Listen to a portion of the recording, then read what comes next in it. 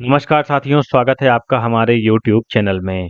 आप छत्तीसगढ़ की किस जगह से हमारे समाचार सुन रहे हैं, कृपया कमेंट बॉक्स में लिखकर हमें ज़रूर बताएं। साथ ही हमारे चैनल को सब्सक्राइब करना ना भूलें। रायपुर से प्रस्तुत हैं छत्तीसगढ़ के प्रादेशिक समाचार।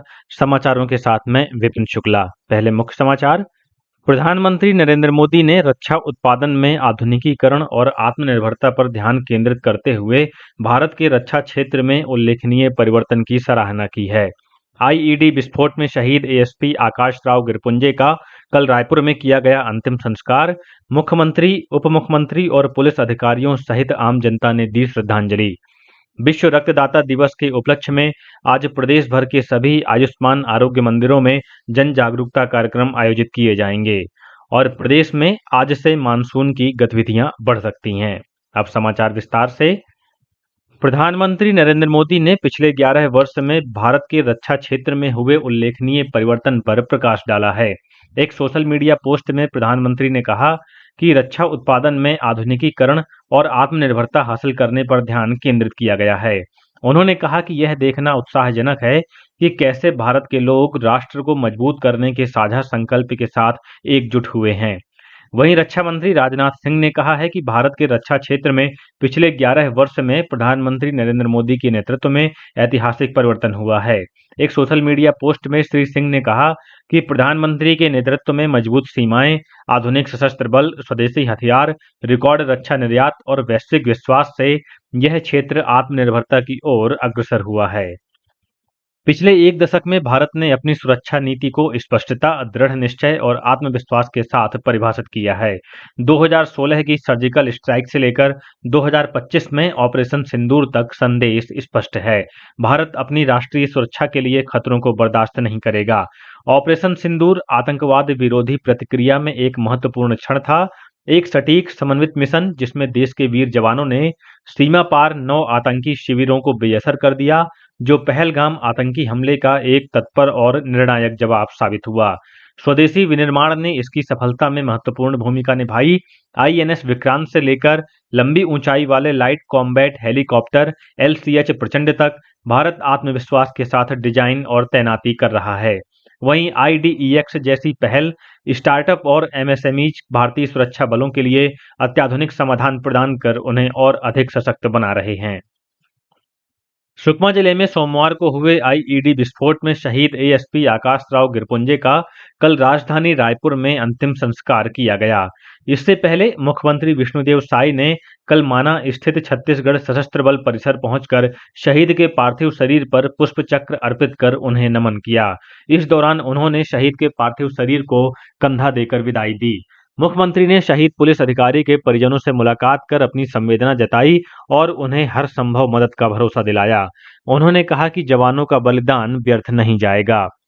इस अवसर पर विधानसभा अध्यक्ष डॉक्टर रमन सिंह, उप मुख्यमंत्री विजय शर्मा और अरुण साव सहित कई जनप्रतिनिधि और बड़ी संख्या में आम नागरिक उपस्थित थे। इस बीच घटना के विरोध में आज व्यापारियों द्वारा सुकमा जिले के दोरनापाल में बंद का आह्वान किया गया है। कल शाम लोगों ने कैंडल मार्च निकाली और श्रद्धांजलि सभा का आयोजन किया। गौरतलब है कि सोमवार को सुकमा जिले के डोंडरा के पास आईईडी विस्फोट की चपेट में आने से अतिरिक्त पुलिस अधीक्षक आकाश राव गिरपुंजे शहीद हो गए थे। वहीं 2 अन्य अधिकारी घायल हुए थे। प्रदेश में नियुक्ति के बाद सेवा समाप्त किए गए 2621 बीएड अर्हताधारी सहायक शिक्षकों के समायोजन के लिए रायपुर में 17 से 26 जून तक ओपन काउंसलिंग की प्रक्रिया होगी। इन सहायक शिक्षकों का समायोजन सहायक शिक्षक विज्ञान प्रयोगशाला के पद पर किया जाएगा। विकसित कृषि संकल्प अभियान के तहत इन दिनों छत्तीसगढ़ में विभिन्न स्थानों पर कृषि वैज्ञानिकों की टीम किसानों से सीधा संवाद कर रही है। इसी कड़ी में राष्ट्रीय जैविक स्ट्रेस प्रबंधन संस्थान रायपुर के वैज्ञानिकों ने रायपुर और दुर्ग के कई गांवों का दौरा किया, जहां कृषि वैज्ञानिक डॉक्टर सौम्या दास और डॉक्टर पी मुवंथन की टीम ने किसानों के साथ कृषि चौपाल लगाकर संवाद किया। वहीं राष्ट्रीय जैविक स्ट्रेस प्रबंधन संस्थान रायपुर के वैज्ञानिक डॉक्टर कैलाश चंद्र वर्मा ने बताया कि वैज्ञानिकों की टीम ने बिलासपुर जिले के मस्तूरी ब्लॉक के कई गांवों का दौरा किया और किसानों को नई तकनीकी की जानकारी दी। कोंडागांव जिले में कल एक माओवादी ने आत्मसमर्पण किया। ये माओवादी बेड़मा, बस्तर डिवीजन और आमदई में एलओएस सदस्य के रूप में सक्रिय था। इस पर बस्तर और नारायणपुर के सीमावर्ती क्षेत्रों में विभिन्न माओवादी घटनाओं में शामिल रहने का आरोप है। आत्मसमर्पित माओवादी को पुनर्वास नीति के तहत 50,000 रुपए की प्रोत्साहन राशि प्रदान की गई। वहीं नारायणपुर जिले में पुलिस ने माओवादियों को हथियार, कारतूस और विस्फोटक सामग्री आपूर्ति करने के आरोप में एक व्यक्ति को गिरफ्तार किया है। पुलिस के अनुसार नाकेबंदी करके एक व्यक्ति को नारायणपुर कुतुल मार्ग से हिरासत में लिया गया। इसके पास से माओवादियों को आपूर्ति करने के लिए ले जाया जा रहा 3 मीटर कॉर्डेक्स वायर, बिजली तार, वॉकी टॉकी, 20 कारतूस और 3 डेटोनेटर बरामद किए गए। इस बीच बीजापुर जिले के नेशनल पार्क मुठभेड़ में बरामद किए गए 7 माओवादियों के शवों में से 5 की शिनाख्त कर ली गई है। विश्व रक्तदाता दिवस के उपलक्ष्य में आज 11 जून को प्रदेश भर के सभी आयुष्मान आरोग्य मंदिरों में जन जागरूकता कार्यक्रम आयोजित किए जाएंगे। इस वर्ष की theme give blood give hope together we save lives के संदेश को लेकर राज्य भर में ये आयोजन किए जाएंगे। आरोग्य मेलों के अंतर्गत इन कार्यक्रमों में नागरिकों की सक्रिय भागीदारी सुनिश्चित की जाएगी। इस दौरान रक्तदान के लिए पंजीकरण, शपथ ग्रहण समारोह, रैली और उत्कृष्ट रक्तदाताओं का सम्मान जैसे कार्यक्रम होंगे। ग्राम पंचायत स्तर पर सरपंच की अगुवाई में रक्तदान शपथ समारोह आयोजित किए जाएंगे, जिसमें नागरिकों को रक्तदान करने की शपथ दिलाई जाएगी। साथ ही रैली, पोस्टर प्रदर्शनी और अन्य जन जागरूकता गतिविधियां भी चलाई जाएंगी। स्वास्थ्य विभाग ने इस संबंध में सभी जिला और ब्लॉक अधिकारियों को निर्देश जारी कर दिए हैं। छत्तीसगढ़ राज्य महिला आयोग रायपुर द्वारा गठित न्यायपीठ के माध्यम से महिलाओं से संबंधित मामलों की सुनवाई बेमेतरा जिले में की जाएगी। इस संबंध में आयोग की अध्यक्ष किरणमयी नायक एवं आयोग सदस्य 13 जून को सुबह 11 बजे जिला कलेक्ट्रेट सभाकक्ष बेमेतरा में उपस्थित होकर विभिन्न प्रकरणों की सुनवाई करेंगे। ये विशेष सुनवाई सत्र उन मामलों पर केंद्रित रहेगा जो महिलाओं के उत्पीड़न, घरेलू हिंसा, लैंगिक भेदभाव एवं महिला अधिकारों के उल्लंघन से संबंधित हैं। संबंधित पीड़ित महिलाओं को आयोग के समक्ष अपनी बात रखने का अवसर प्रदान किया जाएगा। प्राकृतिक संपदा और ऐतिहासिक धार्मिक मान्यताओं से परिपूर्ण रामगढ़ में इस वर्ष भी अपने गौरवशाली इतिहास का उत्सव रामगढ़ महोत्सव का आयोजन किया जाएगा। आषाढ़ माह के प्रथम दिवस यानी 11 और 12 जून को 2 दिवसीय रामगढ़ महोत्सव का भव्य आयोजन होगा, जिसमें सांस्कृतिक कार्यक्रम, राष्ट्रीय शोध संगोष्ठी, विद्यालयीन प्रस्तुतियां और कवि सम्मेलन से लेकर शास्त्रीय नृत्य व संगीत की रंगारंग प्रस्तुतियां शामिल होंगी। जिला जसपुर के विकासखंड बगीचा स्थित शासकीय उच्चतर माध्यमिक विद्यालय कुरडेग में पदस्थ प्रभारी प्राचार्य तरसियुस तिग्गा को छात्रों से अनधिकृत रूप से अतिरिक्त शुल्क वसूलने के आरोप में निलंबित कर दिया गया है। ये कार्रवाई कलेक्टर जसपुर की अनुशंसा पर संभागायुक्त नरेंद्र दुग्गा द्वारा की गई।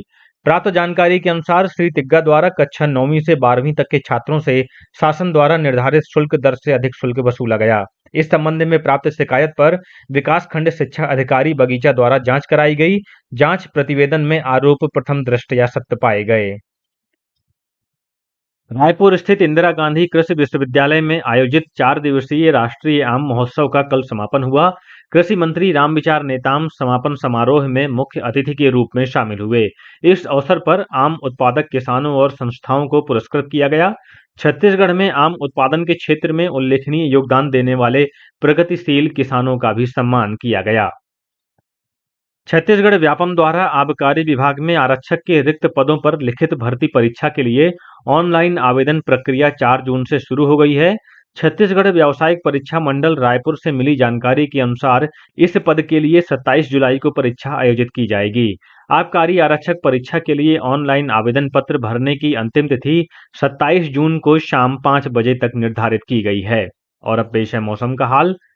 प्रदेश में आज से मानसून की गतिविधियां बढ़ सकती हैं। मौसम विभाग के अनुसार आज 11 जून को 1-2 स्थानों पर हल्की वर्षा होने अथवा गरज चमक के साथ छींटे पड़ने की संभावना है। वहीं 1-2 स्थानों पर अंधड़ चलने और आकाशीय बिजली गिरने की आशंका है। प्रदेश के अधिकतम तापमान में गिरावट का दौर शुरू होने की संभावना है। मौसम विज्ञानी एचपी चंद्रा ने बताया कि दक्षिण पश्चिम मानसून के आगे बढ़ने के लिए 14 जून से अनुकूल परिस्थितियां बन रही हैं। और अब कुछ अन्य समाचार संक्षेप में। मुख्यमंत्री विष्णुदेव साय ने कल मंत्रालय में आदिम जाति विकास विभाग के छात्रावास आश्रम प्रबंधन के नए पोर्टल का शुभारंभ किया। साथ ही आश्रम छात्रावासों के संचालन, शिष्यवृत्ति और भोजन सहायता की पहली किस्त के रूप में 85 करोड़ रुपए का ऑनलाइन अंतरण किया। राज्यपाल रमेन डेका ने सक्ती जिले के 10 टीबी मरीजों के लिए पौष्टिक आहार उपलब्ध कराने के लिए 60,000 रुपए की आर्थिक सहायता प्रदान की है। मुख्यमंत्री विष्णुदेव साय आज जसपुर जिले के फरसा बहार में अपेक्स बैंक की नवीन शाखा का वर्चुअल शुभारंभ करेंगे। राज्य सरकार ने भारतीय प्रशासनिक सेवा के 5 अधिकारियों के प्रभार में फेरबदल किया है। एंटी करप्शन ब्यूरो की टीम ने पेंशन प्रकरण के जल्द निपटारे के लिए रिटायर्ड क्लर्क से 30,000 रुपए की रिश्वत लेते हुए रायपुर के पंडित रविशंकर शुक्ल विश्वविद्यालय के क्लर्क को गिरफ्तार किया है। और एंटी करप्शन ब्यूरो बिलासपुर की टीम ने मुंगेली जिले में कल एक पटवारी को 25,000 रुपए रिश्वत लेते हुए रंगे हाथों गिरफ्तार किया। इसी के साथ छत्तीसगढ़ के समाचारों का ये बुलेटिन समाप्त हुआ। नमस्कार।